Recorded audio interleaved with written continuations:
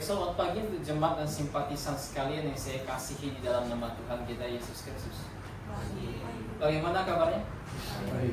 Puji Tuhan, kita semua dalam keadaan baik ya, walaupun saya sekeluarga sedang sakit. Ya, mudah-mudahan Tuhan beri kekuatan untuk sampaikan firman Tuhan. Puyeng-puyeng, mungkin cuaca kali, panas sekali cuacanya. Tapi kita sudah memuji nama Tuhan dan sekarang kita akan belajar firman Tuhan. Mari kita buka dalam kitab Yeremia. Masih di kitab Yeremia. Mari kita lihat pasal 17. Yeremia 17. Kita akan baca ayat pertama hingga ayat ke-13. Kita akan baca silih berganti. Ayat pertama, jemaat dan simpatisan. Ayat kedua, demikian silih berganti. Kita baca hingga ayat yang ke-13. Yeremia 17. Dosa Yehuda telah tertulis dengan pena besi, yang matanya dari intan, terukir pada loh hati mereka, dan pada tanduk-tanduk mesbah mereka. Sebagai peringatan terhadap mereka, mesbah-mesbah mereka dan tiang-tiang berhala mereka memang ada di samping pohon yang rimbun, di atas bukit yang tinggi, Yakni pegunungan di Padang. Harta kekayaanmu dan segala barang perbendaharaanmu akan kuberikan dirampas sebagai ganjaran atas dosamu di segenap daerah.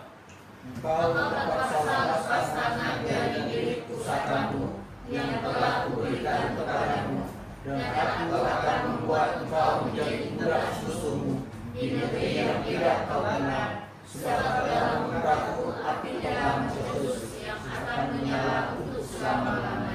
Beginilah firman Tuhan. Terkutuklah orang yang mengandalkan manusia, yang mengandalkan kekuatannya sendiri, dan yang hatinya menjauh daripada Tuhan. Ia akan seperti semak putus di padang belantara. Ia tidak akan mengalami datangnya keadaan baik. Ia akan tinggal di tanah ambus di padang gurun, di negeri padang asing yang tidak berpenduduk. Diberkatilah orang yang mengandalkan Tuhan, yang menaruh harapannya pada Tuhan. Ia akan seperti pohon yang ditanam di tepi air, yang merambatkan akar-akarnya ke tepi batang air, dan yang tidak mengalami datangnya panas terik, yang daunnya tetap hijau, yang tidak khawatir dalam tahun kering, dan yang tidak berhenti menghasilkan buah. Betapa liciknya hati, lebih licik daripada segala sesuatu. Hatinya sudah membatu. Siapakah yang dapat mengetahuinya? Aku Tuhan yang memiliki hati, yang menguji hati, untuk memberi balasan kepada setiap orang setimpal dengan tingkah lakunya, setimpal dengan hasil perbuatannya. Seperti ayam hutan yang mengerami yang tidak ditelurkan, demikianlah orang yang menggaruk kekayaan secara tidak halal. Pada pertengahan usianya ia akan kehilangan semuanya. Dan pada kesudahan usianya ia terkenal sebagai seorang beban. Tata kebudayaan berubah sejak semula, tempat kudus kita. Ya pengharapan Israel, Tuhan, semua orang yang meninggalkan Engkau akan menjadi malu. Orang-orang yang menyimpang daripadamu akan dilenyapkan di negeri, sebab mereka telah meninggalkan sumber air yang hidup, yakni Tuhan. Ya, mari kita berdoa. Bapa di dalam kerajaan sorga, kami mengucap syukur atas kasih setia. Kami pada hari ini dapat berkumpul bersama, memuji nama-Mu, dan akan belajar firman. Bapa di sorga, kiranya Engkau berikan kepada kami hikmat, agar kami dapat memahami firman-Mu dengan baik, agar kami dapat semakin dewasa di dalam Tuhan kami Yesus Kristus ketika kami mempelajari. Bapa di sorga, berkati juga hamba-Mu yang akan mengajar dengan hikmat pula, sehingga dapat mengajar dengan baik, sehingga apa yang keluar daripada mulut hamba-Mu ini adalah kebenaran dan bukan kesesatan.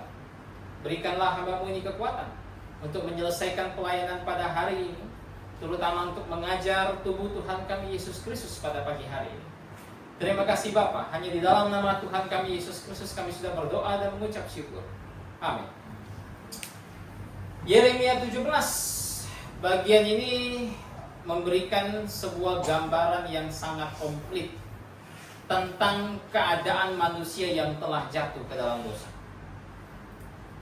Di dalam bagian Alkitab kita bisa menemukan banyak pasal yang berbicara tentang hal ini. Pasal-pasal yang terkenal yang mungkin kita semua tahu, semisal Roma pasal 3. Ini pasal yang menceritakan bagaimana keadaan manusia, bagaimana kondisi mereka setelah mereka jatuh ke dalam dosa. Ya, saya rasa hampir rata-rata orang Kristen hafal Roma pasal 3. Tetapi yang sedikit terlupakan mungkin Yeremia 17. Yeremia 17 juga memberikan kondisi yang sangat jelas bagaimana keadaan manusia yang telah jatuh ke dalam dosa. Dan dalam Yeremia 17 kita bisa melihat Yeremia menggambarkan manusia yang jatuh itu dalam kondisi yang sangat mengerikan. Ya, walaupun Yeremia 17 berfokus kepada dosa Yehuda, orang-orang Yehuda pada zaman Yeremia, tetapi apa yang Yeremia tegur kepada orang Yehuda pada waktu itu memiliki satu penerapan yang dapat diterapkan kepada semua manusia di muka bumi, kepada semua manusia sepanjang zaman. Apa yang Yeremia tegur, apa yang Yeremia ajarkan, apa yang Tuhan hardik dari orang-orang Yehuda, itu dapat diterapkan kepada semua orang yang ada di sepanjang zaman. Nah, hari ini saya ingin mengajak kita belajar satu judul penting. Satu judul penting dari Yeremia 17, yaitu kondisi manusia yang mengerikan. Kondisi manusia yang mengerikan. Nah, kita mau lihat beberapa hal untuk kita pelajari pada hari ini. Yang pertama, bagaimana Yeremia menggambarkan kondisi manusia. Bagaimana cara Yeremia menggambarkannya? Kita terlebih dahulu lihat dalam Yeremia 17 ayat 1. Dikatakan di situ, dosa Yehuda telah tertulis dengan pena besi, yang matanya dari intan terukir pada loh hati mereka dan pada tanduk-tanduk mesbah mereka. Bagaimana Yeremia menggambarkan kondisi manusia? Yeremia menggambarkan bahwa semua manusia tanpa terkecuali mereka adalah orang berdosa. Yeremia katakan dosa mereka tertulis di hati mereka. Semua orang tanpa terkecuali. Semua manusia yang memiliki hati nurani tanpa terkecuali, dosa tertulis di hati mereka. Ini yang Tuhan katakan. Nah, kenapa tertulis di hati? Kenapa penekanannya hati? Kenapa tidak yang lain? Kenapa Tuhan dalam Yeremia 17 menekankan bahwa dosa tertulis di hati mereka? Bahkan dalam Yeremia 17 4 kali Tuhan menyebut hati manusia. Kenapa? Apa persoalan hati begitu? Kenapa Tuhan begitu berfokus kepada hati? Saudara, dalam Alkitab, jadi kita mempelajari tentang hati, kita melihat ada satu pelajaran penting yang diajarkan oleh Tuhan tentang hati. Dalam Alkitab, Tuhan menggambarkan hati sebagai pusat dari pikiran, pusat dari perasaan, pusat dari kehendak manusia. Makanya Alkitab mengajarkan dalam berbagai macam aspek perikop, Tuhan katakan bahwa manusia berpikir di dalam hatinya. Tercatat di banyak sekali bagian kitab suci. Tuhan berkata bahwa manusia memahami dengan hatinya. Tercatat di dalam banyak bagian dalam kitab suci. Tuhan berkata bahwa manusia merancang jalannya di dalam hatinya. Juga diajarkan banyak bagian dalam kitab suci. Maka dari itu Tuhan melihat hati sebagai pusat dari manusia berpikir, pusat dari perasaan mereka, pusat dari kehendak mereka. Maka dari sebab itu Tuhan sangat amat menekankan persoalan ini. Tuhan tidak berkata dosa tertulis di otak kita, dosa tertulis di tangan kita, dosa tertulis di kaki kita. Tidak, Tuhan katakan dosa tertulis di hati kita. Kenapa saudara? Karena dari hati keluar segala sesuatu, baik yang jahat, baik yang buruk. Tidak ada orang yang mencuri, tidak ada orang yang melukai sesamanya jika tidak dimulai dari hati mereka. Ini yang Tuhan katakan. Tuhan katakan semua perkataan jahat semuanya keluar dari perbendaharaan hati kita yang jahat itu. Jadi hati merupakan akar dari segala kejahatan yang dilakukan manusia. Makanya saudara, Tuhan sangat menekankan hati untuk persoalan menegur Yehuda untuk dosa mereka, termasuk seluruh umat manusia. Dan perhatikan bagaimana Tuhan menegur Yehuda waktu itu. Dikatakan dosanya tertulis pada hatinya dengan pena besi, dan dengan, katanya situ, yang matanya dari intan. Saudara, pada zaman dulu, di zaman Abraham, di zaman Musa, ini berbeda dengan banyak pandangan sekuler yang menganggap bahwa manusia itu pada masa itu tidak mengenal tulis-menulis. Dalam catatan Alkitab kita temukan banyak bukti bahwa orang-orang yang hidup pada zaman itu tahu tulis-menulis. Bahkan salah satu hukum tertua, hukum Hammurabi, ini hukum yang tertua, bisa jadi sejaman Abraham, bahkan sebelum mungkin begitu. Itu ditulis oleh manusia. Dan mereka nulisnya di mana? Mereka nulisnya di batu atau di lempengan tanah. Dan biasa mereka menggunakan alat tulis yang keras, karena kalau di batu kan dipahat. Begitu. Dan perhatikan, Yeremia katakan dosa itu tertulis dengan pena besi yang terbuat dari mata intan. Artinya apa? Artinya dosa manusia begitu tertulis di dalam hati mereka, bahkan sampai tak bisa dihapuskan. Tak ada yang bisa menghapus dosa tersebut di dalam hati mereka. Segala usaha manusia mungkin untuk menghapus dosa tersebut yang tertulis di hati mereka, melalui apapun, itu percuma. Kenapa? Karena itu tertulis dengan pena besi, bukan dengan pena sembarang pena. Kalau dengan pensil masih enak, masih bisa kita hapus pakai penghapus. Dengan pulpen masih enak, bisa pakai tip X. Tapi dengan pena besi, siapa yang bisa menghapusnya? Dengan pena yang matanya terbuat dari intan. Saudara, akhirnya dosa tersebut sangat menyerap ke dalam segala bentuk aspek manusia. Apapun yang manusia hasilkan, semuanya telah terpengaruh oleh dosa tersebut. Kenapa? Karena tertulis dengan pena besi. Makanya dosa menyerap baik dalam bidang pendidikan, baik dalam bidang sosial, baik dalam bidang apapun. Dosa menyerap masuk ke dalam sana. Dan manusia terus-menerus melestarikan dosa-dosa tersebut. Terus-menerus melestarikan sesuatu yang bodoh, yang bertentangan dengan Tuhan. Begitu. Dan tidak hanya menggambarkan sampai titik itu saja. Yeremia 17 ayat 9. Apa yang Yeremia katakan? Dikatakan betapa liciknya hati, lebih licik daripada segala sesuatu. Hatinya sudah membatu. Siapakah yang dapat mengetahuinya? Saudara, saking dia tertulis dengan pena besi, alhasil Tuhan katakan hati manusia itu penuh dengan kelicikan. Satu ayat yang singkat yang memberikan banyak pengajaran penting bagi umat manusia. Saudara, kata licik di situ itu dari kata akov. Begitu. Itu punya arti menipu. Yakub, pernah dengan nama Yakub? Yakub itu akubnya dari akov. Begitu. Artinya menipu, begitu. Makanya nama Yakub itu punya pengertian menipu, begitu. Saudara, jadi kalau kita lihat Yeremia 17 ayat 9, hati itu tidak sekedar licik, tetapi hati itu penuh dengan tipu daya. Hati itu penuh dengan tipu daya yang menipu dan membutakan manusia. Makanya saya sering katakan kepada semua orang, jangan percaya kepada hati kamu. Jangan percaya kepada hati. Kemarin saya baru ngobrol dengan salah satu mahasiswi di Untar. Dia katakan, saya terkadang punya firasat di hati saya, dan ketika hati saya punya firasat buruk, itu terjadi. Benar-benar terjadi, sesuatu yang buruk terjadi. Saya katakan, dia tanya pendapat saya bagaimana Pak, apakah itu anugerah Tuhan? Saya bilang bukan, itu bukan anugerah Tuhan. Tak ada manusia yang tak bisa punya firasat, tak ada. Saya pun sering kali punya firasat begitu. Punya dia terjadi, saya juga sering terjadi begitu. Apalagi saya lebih tua dari dia begitu. Banyak firasat saya yang terjadi dibandingkan dia begitu. Dan banyak juga yang nggak terjadi, tentu saja begitu kan. Saya katakan kepada dia, hati tidak bisa menjadi patokan sesuatu itu benar apa tidak. Tidak bisa. Saya bukakan ayat ini, Yeremia 17 ayat 9 kepada dia. Saya katakan hati penuh tipu. Saudara, berapa banyak orang yang hari ini tertipu oleh hati mereka.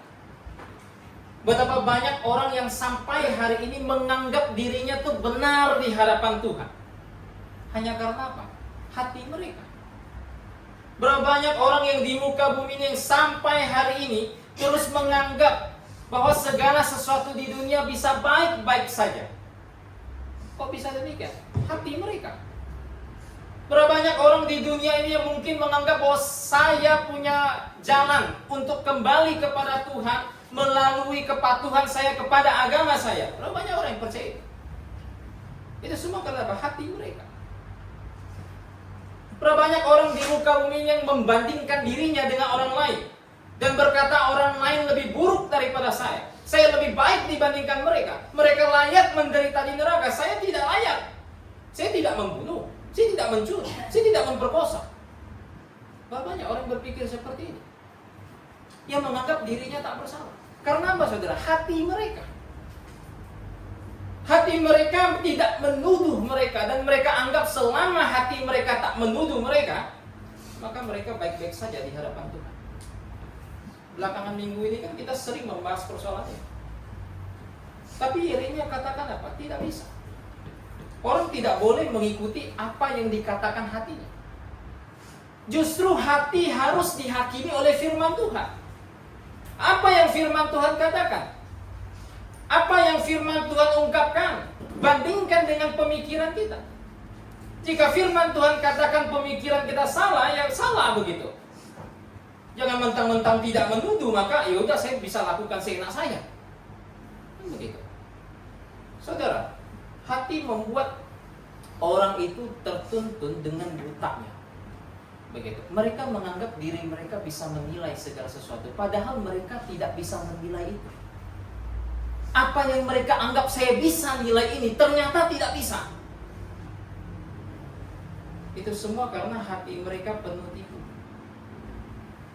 Saudara, makanya tidak heran Tuhan sangat berfokus untuk persoalan satu ini, hati manusia. Begitu. Dan tidak hanya penuh dengan tipu, yang LAI terjemahkan licik di sini. Diperhatikan di sini, di ayat 9. Dikatakan hati, betapa liciknya hati, lebih licik daripada segala sesuatu. Hatinya sudah membatu. Siapakah yang dapat mengetahuinya? Dikatakan hatinya sudah membatu. Begitu. Dan bahkan tidak ada yang bisa mengetahuinya. Begitu. Perhatikan kata hatinya sudah membatu. Kata hatinya sudah membatu itu dapat diterjemahkan hatinya itu sangat jahat. Hatinya sangat jahat. Saudara, ini keadaan hati manusia di hadapan Tuhan. Begitu. Tidak ada yang baik pada diri mereka. Segala sesuatu yang mereka pikirkan adalah semata-mata untuk kejahatan. Sekalipun ada yang baik, itu pun terpengaruh oleh dosa mereka. Begitu. Maka dari sebab itu, saudara, Tuhan sangat menekankan persoalan satu ini. Nah, ketika Tuhan sudah membahas panjang lebar tentang hati manusia, Tuhan tidak mau mereka mengikuti hati mereka. Maka sekarang hal kedua yang akan kita lihat. Apakah yang akan dialami oleh manusia tersebut? Keadaan mereka sudah mengerikan. Mereka berdosa semua. Hati mereka jahat di hadapan Tuhan. Apa yang akan dialami mereka? Kalau semuanya baik-baik saja, nah sudah nggak usah pusing kalau kita. Kalau semuanya tidak ada tidak bermasalah di hadapan Tuhan, ya ngapain pusing? Begitu kan? Kita lihat Yeremia 17 ayat ke-4 misal. Dikatakan apa di sini? Engkau terpaksa lepas tangan dari milik pusaka yang telah kuberikan kepadamu, dan aku akan membuat engkau menjadi budak musuhmu di negeri yang tidak kau kenal. Sebab dalam murkaku api telah mencetus yang akan menyala untuk selama-lamanya. Saudara perhatikan. Tuhan katakan yang terjadi pada mereka adalah mereka akan menikmati murkaku. Tuhan sebut murkanya akan menyala untuk selama-lamanya. Memang di dalam Yeremia bagian lain, kalau kita mundur sedikit ke pasal 3 ayat ke-12, di situ ada disebutkan tentang murka Tuhan. Yeremia 3:12 dikatakan begini, pergilah, serukanlah perkataan ini ke utara, katakanlah, Kembalilah hai Israel, perempuan murtad. Demikianlah firman Tuhan. Mukaku tidak akan muram terhadap kamu, sebab aku ini murah hati. Demikianlah firman Tuhan. Tidak akan murka untuk selama-lamanya. Yang memang bagian lain dalam kitab Yeremia dikatakan Tuhan tidak murka untuk selama-lamanya. Tapi kenapa di Yeremia 17 ayat 4 Tuhan katakan murka Tuhan akan menyala untuk selama-lamanya? Sedangkan bagian lain dia katakan tidak, murkaku tidak akan menyala untuk selama-lamanya. Saudara, murka Tuhan tidak akan menyala untuk selama-lamanya jikalau orang tersebut bertobat dan menyesal di hadapan Tuhan. Semua manusia berdosa, jikalau mereka bertobat dan percaya kepada Kristus, murka Tuhan padam terhadap mereka. Tetapi jika mereka tetap menolak Kristus, ketika mereka tetap menolak keselamatan tersebut, Tuhan katakan murkanya tetap menyala untuk selama-lamanya. Ini yang akan dialami oleh semua mereka yang tidak mau menerima kesaksian Tuhan. Ini akan dialami semua mereka yang hidup di dalam dosa mereka, yang dosa tersebut tidak terhapuskan di hati mereka. Ini yang akan mereka alami.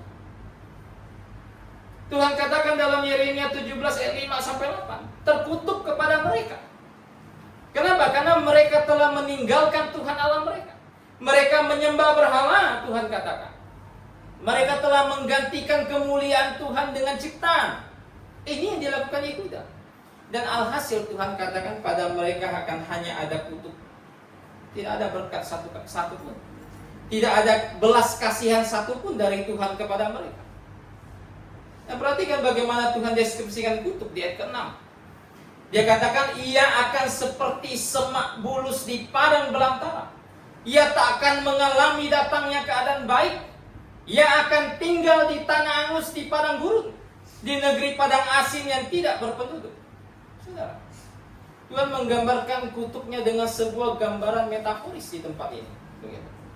Dan Tuhan menggambarkan satu kebinasaan kekal yang dia umpamakan seperti keberadaan di padang gurun.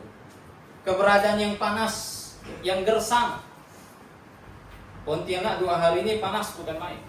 Begitu. Panas bukan main. Di padang gurun lebih panas lagi. Di padang gurun lebih panas lagi. Tuhan gambarkan penghukumannya seperti di padang gurun. Padang gurun yang sudah super panas itu lebih panas lagi di dalam neraka yang kekal. Ini yang Tuhan ingin katakan. Begitu. Di dunia ini kalau kita mau cek, buka Google dan lain sebagainya, kita bisa temukan beberapa tempat terpanas di muka bumi. Beberapa tempat terpanas. Bahkan di tanah Israel ada beberapa tempat yang bisa kita kunjungi begitu, yang memiliki suhu yang sangat panas begitu. Tetapi sepanas-panasnya suhu tersebut lebih panas jikalau mereka tinggal di satu tempat yang kekal yang Tuhan sebut sebagai neraka. Saudara, ini sesuatu yang lebih pasti dibandingkan hari esok. Besok belum pasti kita alami, ya kan? Belum pasti Anda yang masih muda-muda mencapai umur kayak saya, belum pasti. Mencapai umur seperti jemaat yang lebih tua di tempat yang belum pasti, itu tidak pasti. Tapi penghukuman dalam neraka itu sesuatu yang pasti, yang akan dialami oleh semua orang yang menolak Tuhan, yang akan dialami oleh semua orang berdosa. Bukan karena Tuhan tak mengasihi mereka, bukan. Bukan itu. Tuhan sangat mengasihi mereka. Nanti kita akan lihat di poin ketiga. Tuhan sangat mengasihi mereka. Tetapi mereka enggan untuk menerima kasih tersebut. Mereka menolak kasih tersebut. Tuhan memperkenalkan dirinya kepada mereka. Saudara, kurang kasih karunia apa ketika Tuhan perkenalkan dirinya kepada mereka? Tidak ada satu manusia pun di muka bumi ini yang bisa kenal Tuhan kalau Tuhan tidak kenalkan dirinya. Tak ada satu orang pun di muka bumi ini yang bisa percaya dan bertobat kepada Yesus Kristus kalau tidak Tuhan tarik.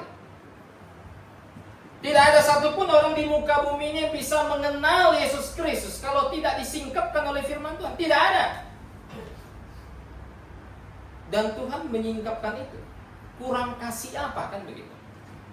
Kurang mengasihi apa? Tuhan bukan senang ketika hukum seseorang, tidak. Tuhan tidak senang. Tuhan nggak happy ketika hukum seseorang, tidak.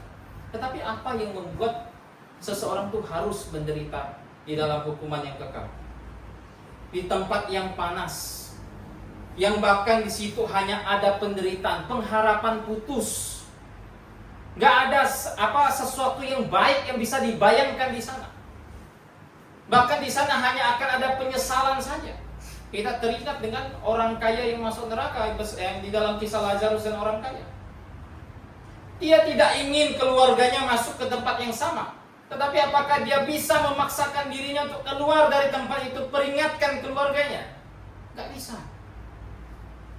Saudara, itu semua terjadi hanya karena satu saja. Mereka menolak penyingkapan dari Tuhan Yesus Kristus. Hanya karena ini saja.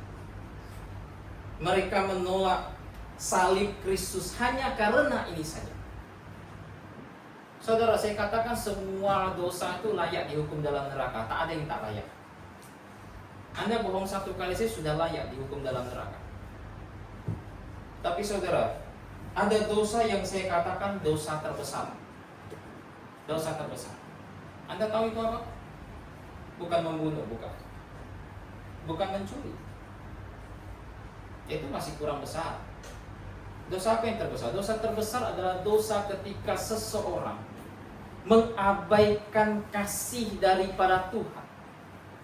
Bagaimana Tuhan telah mengutus Yesus Kristus ke dalam dunia 2000-an tahun yang lalu, hanya untuk datang melayani, kemudian mati di atas kayu salib, bangkit dari antara orang mati. Hanya untuk itu saja dikatakan Tuhan mengosongkan dirinya, menganggap kemuliaan yang seharusnya menjadi miliknya sebagai milik yang tak perlu dipertahankan, meninggalkan kemuliaannya untuk sementara, hanya untuk datang menyelamatkan umat manusia. Datang pun tidak disambut.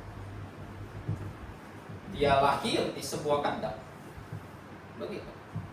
Datang pun tidak disambut dengan kemeriahan sebagai seorang raja. Justru yang datang kepadanya adalah para gembala. Begitu. Satu kota Israel tak ada yang datang mendatangi sang raja, yang datang justru orang dari bangsa lain, orang-orang Majus. Datang pun bukan disambut, malah diancam dengan dibunuh oleh Herodes. Begitu. Dibawa ke Mesir, pulang bukan disediakan tempat yang nyaman, disediakan di tanah yang terasing, di Nazaret, tempat yang dipandang hina oleh orang Yahudi waktu itu. Tumbuh besar bukan belajar duduk di tata kerajaan, malah jadi tukang kayu. Saudara, dia datang untuk hidup seperti itu, taat seutuhnya kepada Bapa, taat sampai memikul salibnya. Kejahatan yang lebih besar apa lagi selain daripada menolak kasih dan pekerjaannya itu? Seolah-olah Tuhan datang hanya dengan sia-sia saja. Saudara, orang-orang seperti ini memang layak dihukum di dalam penghukuman kekal, di dalam neraka yang menyala-nyala. Itu kondisi yang akan dialami oleh semua manusia yang tetap dosanya itu tertulis di hati dia. Bagaimana? Nah saudara, itu hal kedua yang kita pelajari. Hal terakhir, hal ketiga. Hal ketiga yang akan kita pelajari, apakah tidak ada harapan untuk mereka? Apakah tidak ada harapan untuk mereka? Kita lihat dalam Yeremia 17 ayat 7 sampai 8. Dikatakan begini: diberkatilah orang yang mengandalkan Tuhan, yang menaruh harapannya pada Tuhan. Ia akan seperti pohon yang ditanam di tepi air, yang merambatkan akar-akarnya ke tepi batang air, dan yang tidak mengalami datangnya panas terik, yang daunnya tetap hijau, yang tidak khawatir dalam tahun kering, dan yang tidak berhenti menghasilkan buah. Saudara, apakah Tuhan meninggalkan manusia tanpa kemungkinan keselamatan? Apakah Tuhan meninggalkan manusia tanpa kemungkinan bahwa mereka bisa merubah nasib mereka? Apakah Tuhan membiarkan mereka? Jawabannya tidak. manusia tetap punya pengharapan. Sekalipun keadaannya mengenaskan. Manusia tetap punya harapan. Tuhan janjikan itu kepada mereka. Asal mereka jangan bersandar pada hati mereka. Ini yang Tuhan perintahkan. Ketika manusia bersandar kepada hatinya sendiri, mereka tak akan ketemu Tuhan. Tidak akan. Saudara, David Platt, sebelum dia bertobat, dia sudah berkelana di banyak tempat, termasuk Hinduisme dan lain sebagainya. Awalnya dia mah dibesarkan di gereja begitu. Sampai akhirnya dia ketemu satu penginjil. Satu penginjil yang ketemu dengan dia, ngobrol dengan dia panjang lebar seminggu penuh, bahas firman Tuhan. Dan akhirnya dia kenal Tuhan. Hal pertama ditanyakan penginjil tersebut adalah tentang keadaan dia setelah dia mati, bagaimana? Apakah dia akan selamat? Apakah dia tahu hidup yang kekal? Apakah dia kenal itu semua? David Platt bilang, saya orang baik. Saya orang baik. Saya tidak seperti orang kebanyakan. Ini perkataan dia begitu. Dia menganggap bahwa dirinya adalah orang yang baik. Ngapain pusing? Dan hamba Tuhan itu berkata kepadanya, itu menurut kata hati kamu. Dia bukakan, mereka banyak bahas, terutama bahas Yeremia 17 ini. Ini yang pasal yang banyak dibahas mereka. Sampai akhirnya dia tiba pada satu titik keputusan. Tidak bisa mengandalkan hati. Tak bisa. Harus mengandalkan Tuhan. Ketika manusia mengandalkan hati mereka, mereka hanya akan terjebak pada kebinasaan kekal. Tidak ada damai di situ. Tuhan katakan, diberkatilah mereka yang mengandalkan Tuhan. Tuhan sediakan kepada mereka keselamatan. Tuhan sediakan kepada mereka Yesus Kristus yang datang ke dalam dunia disalibkan. Tuhan mau mereka mengandalkan itu. Jangan mengandalkan pekerjaan mereka. Pekerjaan apapun yang dibuat manusia tak akan mungkin bisa menyelamatkan mereka. Tidak mungkin. Tidak ada satupun yang saya katakan tadi yang bisa menghapus dosa tersebut dari hati kita. Dalam kitab Maleakhi hanya satu sabun saja, Tuhan katakan. Sabun tukang penatu yang dapat menghapus dosa. Siapa sabun tukang penatu? Siapa sabun tersebut? Tidak lain tidak bukan sabun tukang penatu tersebut adalah Yesus Kristus. Hanya oleh darahnya saja. Dosa yang terpaten di dalam hati kita yang ditulis dengan pena besi itu bisa dihapuskan. Hanya oleh darah Kristus saja. Ketika seseorang bertobat dan percaya, ia tidak mengalami lagi hukuman kekal. Kenapa? Karena hukuman kekal tersebut telah diambil alih oleh sabun tukang penatu, yaitu oleh Yesus Kristus. Begitu. Ini yang Tuhan janjikan pada mereka. Ada kesempatan bagi mereka untuk diselamatkan. Bukan Tuhan biarkan mereka. Tuhan tidak. Tuhan katakan bahkan di ayat 8. Setiap orang yang bertobat dan percaya, mereka seperti pohon yang ditanam di tepi air, yang merambatkan akarnya ke tepi batang air, yang tidak mengalami datangnya panas terik. So, ini sebuah kontras yang begitu besar dengan keadaan mereka yang binasa.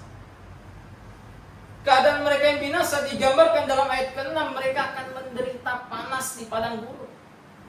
Tapi bagi mereka yang percaya, panas terik pun tidak akan membakar mereka. Panas terik, mereka justru akan tumbuh, daunnya akan lebat, Tuhan katakan. Kenapa akan lebat? Sekalipun tinggal di tempat yang tandus. Ya, dunia ini kan tempat yang tandus bagi orang percaya. Kenapa mereka bisa daunnya lebat terus berbuah? Alasannya sederhana, mereka punya akar. Dan akarnya mencari tempat yang tersembunyi, di mana ada air di sana. Saudara, semua orang yang mengandalkan Tuhan, semua orang yang bertobat dan percaya kepada Kristus, mereka seperti pohon. Akarnya itu menjalar mencari Yesus Kristus dan mencari firman Tuhan. Dan ketika akarnya bertemu dengan Kristus, ketika akarnya bertemu dengan firman Tuhan, sekalipun keadaan tandus di negeri ini, sekalipun keadaan sulit di negeri ini, orang percaya tetap dapat berbuah terus. Orang percaya tetap dapat berdaun lebat, tetap hijau daun. Asalkan akarnya mencapai firman Tuhan. Asalkan akarnya tetap pada Yesus Kristus. Saudara, ketika orang percaya mulai tidak mau mengandalkan Tuhannya, ketika akarnya dia tarik, apa yang akan terjadi? Saudara, Tuhan katakan dalam Yohanes bahwa semua kita bisa berbuah hanya jikalau kita berpaut pada Kristus. Jikalau kita melepaskan diri kita dari Kristus, kita tidak akan pernah berbuah. Kita akan mati. Ini yang terjadi. Ketika orang percaya mungkin satu waktu dalam hidupnya tidak mau lagi mencari firman Tuhan, mereka tidak akan berdaun lebat.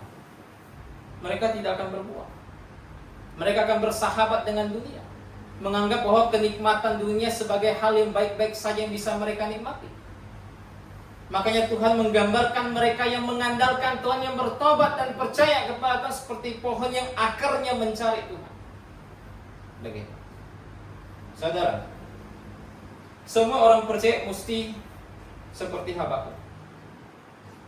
Ayub orang hebat, tapi masih kurang pada diri Ayub. Ada yang kurang. Apa yang kurang?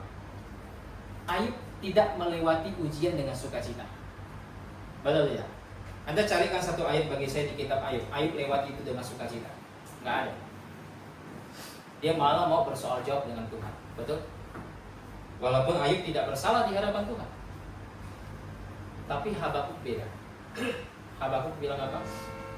Sekalipun negeri ini kering, sekalipun lembu sapi tidak ada lagi di kandang, sekalipun apapun sudah tidak ada lagi, kosong, tidak ada lagi apa-apa, Habakuk katakan, aku tetap akan beria-ria di hadapan Tuhan. Aku tetap akan bersuka cita di dalam Tuhan. Nah, orang percaya mesti seperti ini. Karena kita pohon yang ditanam di tepi air, sekalipun tumbuh di tempat yang tandus. Saudara, saya nggak berani jamin segala sesuatu akan berjalan baik dalam kehidupan orang percaya. Ada kalanya ujian datang, ada kalanya iblis mencobai. Tetapi apapun yang terjadi, selama akar tersebut tetap kepada firman-Nya, tetap kepada Tuhan, maka orang percaya bisa seperti Habakuk, tetap bersukacita melewati ujian tersebut. Jadi hari ini kita belajar 3 hal penting tentang keadaan manusia. Tuhan menggambarkan manusia sebagai manusia berdosa. Hati mereka rusak, hati mereka cacat, hati mereka dosa. Ditulis dengan pena dari besi. Tuhan katakan mereka akan menderita penghukuman. Namun Tuhan tidak tinggalkan mereka begitu saja. Tuhan janjikan keselamatan bagi mereka. Tuhan hanya mau mereka mengandalkan Tuhan. Jangan mengandalkan diri sendiri. Jangan andalkan pekerjaan, jangan andalkan hati, andalkanlah Tuhan. Maka semua orang akan menjadi seperti pohon yang ditanam di tepi aliran air. Kita tutup jalannya firman Tuhan dengan doa, minta kesediaan Pak Effendi tutup dalam doa, dipersilakan.